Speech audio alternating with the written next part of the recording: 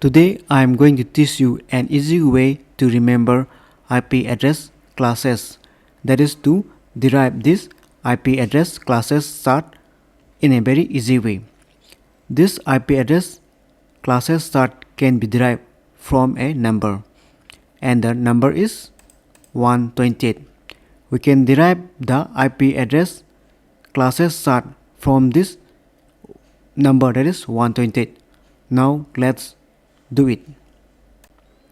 Class A start from 0. Now let's derive the last number of class A. And I have already said that we can derive this IP address classes from a number, that is 128. 128 minus 1 equal to 127. So the last number of class A will be 127. And class B will start from 128. Now let's derive the last number of class B. Half of 128 equal to 64. 64 minus 1 equal to 63. And sum of 128 plus 63 equal to 191. Now class C will start from 192.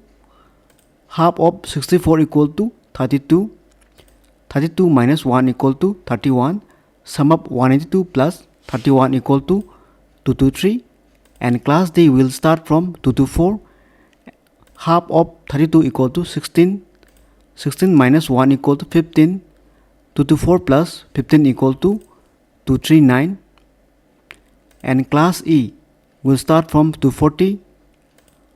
And maximum number IP address can be is 255. So the last IP address will be 255. Or you can sum 240 plus 15 equal to 255. Class A, Class B and Class C are used for host address. That is, we can use this class of IP address, that is Class A, Class B and Class C can be used in our home, office or commercial use. But Class D is used for multicast and Class E is used for experimental purposes. We cannot use this Class D and Class E in our home, office or commercial use.